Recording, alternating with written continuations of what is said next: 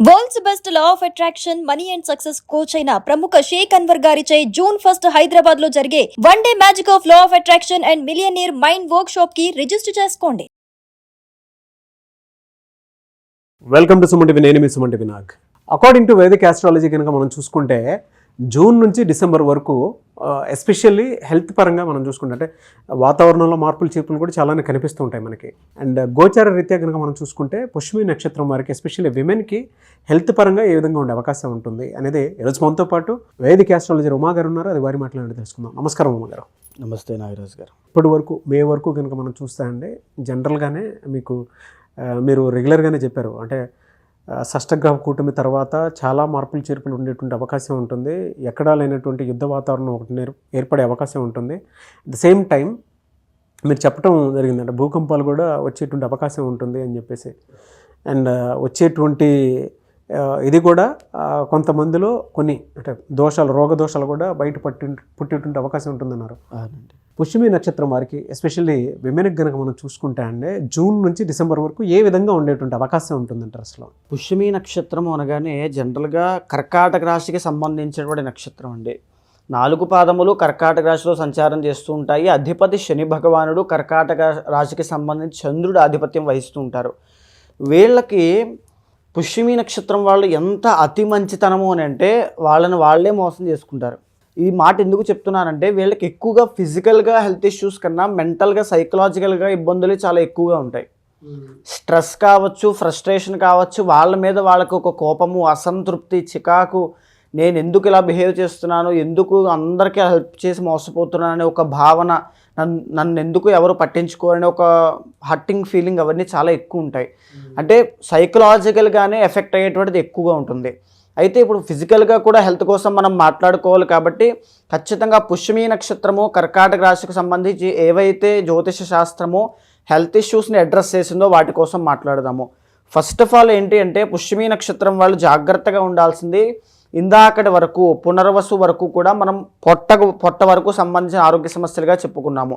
కాలపురుషుని చక్రంలో నెక్స్ట్ నక్షత్రం పుష్యమి నక్షత్రము. వీళ్ళకు వచ్చేటువంటి ఆరోగ్య సమస్యలుగా గ్యాస్ట్రిక్ ట్రబుల్ అండి, అంటే డైజెషన్ ప్రాబ్లమ్స్, దోషజ రోగముల్లో ఉండేటువంటి పిత్త దోషంగా చెప్పుకోవచ్చు.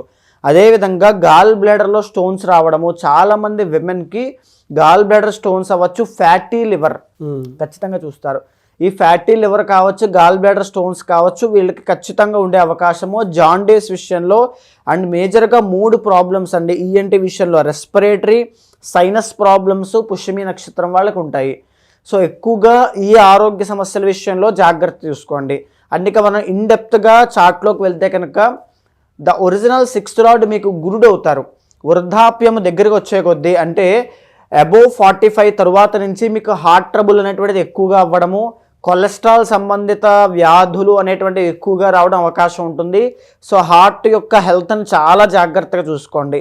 అదేవిధంగా 8th lord, 7th and 8th lord మేజర్గా మీకు ఉండేటువంటి పర్సనల్ లైఫ్లో ప్రాబ్లమ్స్ వల్ల ఒత్తిడి, శ్రమ అనేటువంటిది ఎక్కువగా రావడం వల్ల, అంటే అది మ్యారీడ్ లైఫ్ అవ్వచ్చు, పర్సనల్ లైఫ్ ఏదైనా అవ్వచ్చు, దాని ద్వారా వచ్చేటువంటి శ్రమ వాటి వల్ల సైకలాజికల్ డౌన్ అనేటువంటిది చూస్తారు. ఈ సైకలాజికల్ హెల్త్ అనేటువంటిది చాలా జాగ్రత్త చూసుకోండి. ఒంటరిగా ఫీల్ అవ్వడము, భయము ఇవన్నీ కూడా ఎక్కువగా కలుగుతుంటాయి. ఏం చేయాలో తెలియని డైలమా అవ్వచ్చు. అండ్ అదేవిధంగా వెన్నుపూసకు సంబంధించిన లోయర్ బ్యాక్ పెయిన్స్ ఇవన్నీ కూడా కాళ్ళ నొప్పులు. సో శని కాబట్టి అరిథ్రైటిస్, కీళ్ల వాతములు ఇవన్నీ కూడా ఎర్లీ స్టేజ్లోనే కొంతమందికి స్టార్ట్ అవుతాయి పుష్యమి నక్షత్రం వాళ్ళకండి. సో చాలా జాగ్రత్తగా ఉండాలి. అదేవిధంగా ద ఒరిజినల్ 12th లార్డ్ బుధుడు అవుతున్నాడు. ఇందాక దీన్నే మనం అడ్రస్ చేసి మాట్లాడుకున్నాం. ఈఎన్టీ, నాషియా, తర్వాత సైనస్, రెస్పిరేటరీ ప్రాబ్లమ్స్ వీటి కోసం మాట్లాడుకున్నాం. సో ఈ ఆరోగ్య సమస్యలు అనేటువంటివి అసలు దేని పరంగా విభజించబడి ఆస్ట్రాలజీ పరంగా కనబడుతున్నాయి చూస్తే కనుక జ్యోతిష శాస్త్ర పరంగా వచ్చేటువంటి రోగాల్ని 5గా విభజిస్తే కనుక అందులో మొదటగా వచ్చేటువంటిది దోషజ రోగములు అండి. దోషము అంటే ఇక్కడ వాత, పిత్త, కఫ అని మనం 3 వినే ఉంటాము.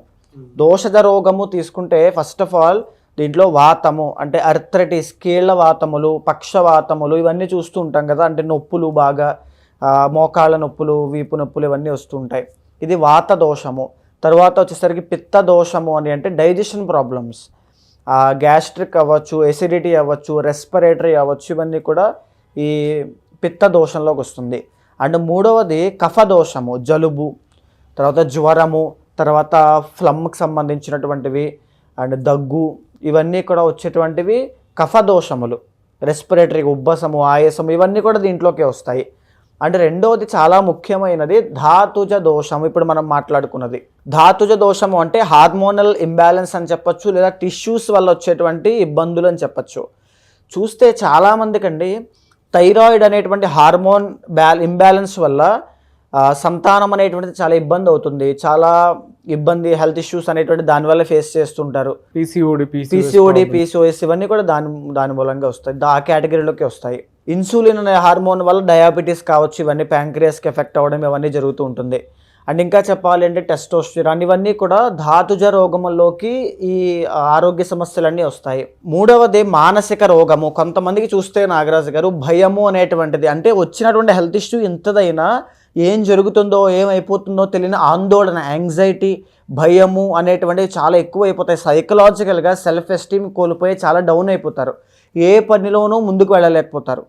మానసిక రోగము. తర్వాత ఏంటి అంటే మైగ్రేన్, హెడేక్స్, దానివల్ల వచ్చేటువంటివి, అంటే కంప్లీట్గా వాళ్ళ లైఫ్ సైకిల్ అంతా కూడా డిస్టర్బ్ అయిపోతుంది దీనివల్ల. సో మానసిక రోగము. నాలుగవది మేజర్గా ఆగంతుజ దోషములు అని ఉంటాయి. అంటే వీళ్ళు పర్ఫెక్ట్లీ ఫిజికల్గా మెంటల్గా చాలా ఫిట్గా ఉంటారు, కానీ బయట నుంచి వచ్చేటువంటి ఏదైనా వైరల్ ఇన్ఫెక్షన్స్ కానీ, వైరల్ ఫీవర్స్ కానీ, లేదనుకుంటే బ్యాక్టీరియా, వైరస్లు కానీ, ఏదైనా ఎగ్జాంపుల్ కరోనా వైరస్ లాంటివి ఏదైనా వచ్చినప్పుడు వీళ్ళ బాడీ చాలా ఎఫెక్ట్ అయిపోతుంది. అక్కడి నుంచి వీళ్ళ బాడీలో చాలా చేంజెస్ రావడం, హెల్త్ ఇష్యూస్ స్టార్ట్ అవ్వడము. ఖచ్చితంగా ఆగంతుచ రోగాలకి చాలామంది కనెక్ట్ అవుతారు చూడండి. సో ఆగంతుచ రోగములు అంటారు వీటిని.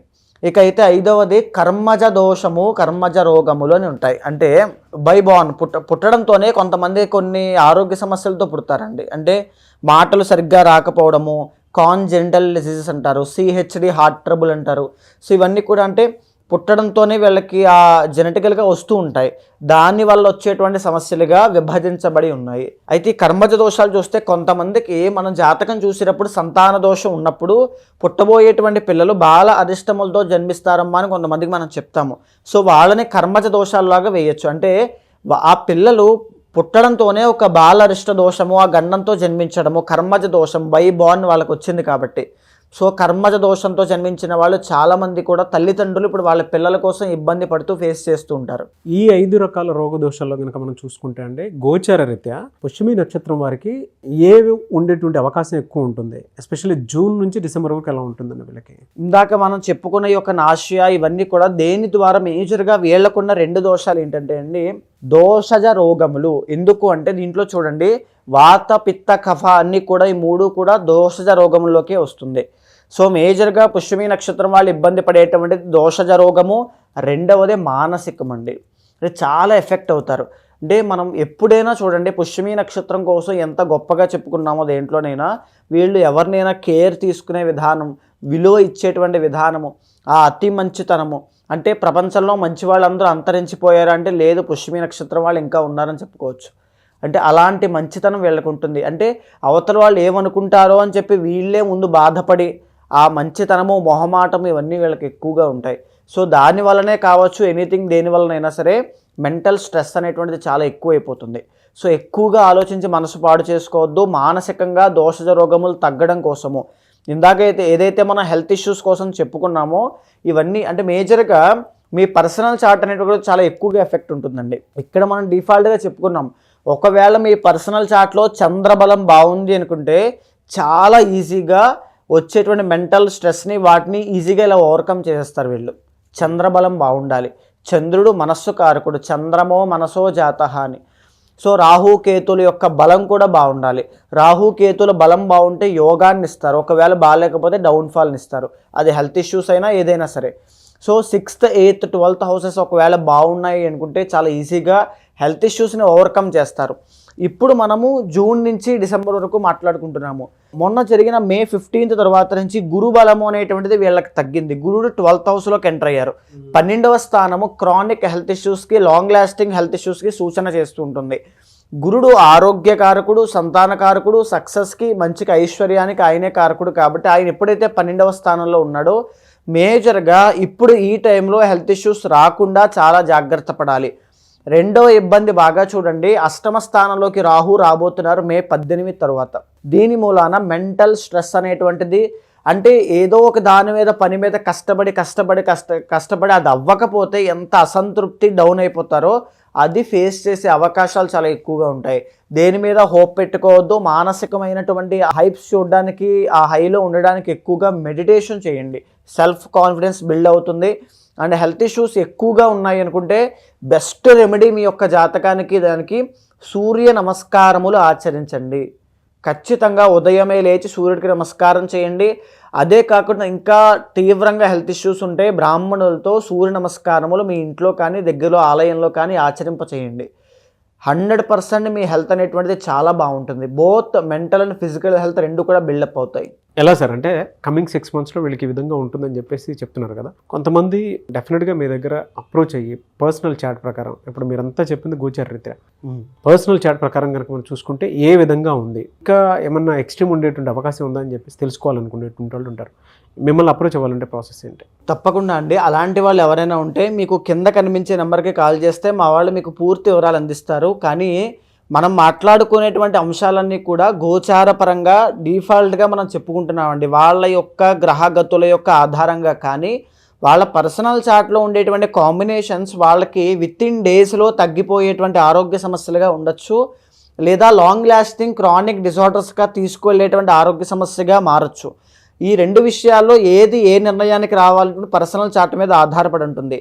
కానీ ఏ ఆరోగ్య సమస్యతోనైనా ఏ సమస్యతో అయినా బాధపడుతున్నప్పుడు సరైన గైడెన్స్ కానీ సరైనటువంటి పరిహారము కానీ భగవద్ అనుగ్రహం కోసం ప్రయత్నం చేసే మంత్రజపం కానీ సరైన రీతిలో మీరు చేసినట్లయితే విత్ ఇన్ డేస్లో మీకు ఇమీడియట్గానే రిజల్ట్స్ కనబడతాయి. సో అలాంటి వాళ్ళు ఎవరైనా ఉంటే అపాయింట్మెంట్ తీసుకోండి. ఖచ్చితంగా జాతకం చూసిన తర్వాత శాంతి పూజలు ఆచరింపచేసి మంత్రజపాన్ని ఆచరింపచేసి మీకు మంచి రిజల్ట్స్ వచ్చేలా చేస్తాను. డెఫినెట్లీ అండి. నీవే సార్, థ్యాంక్ యూ అండి. థ్యాంక్ యూ సో మచ్ అమ్మగారు. నమస్తే అండి.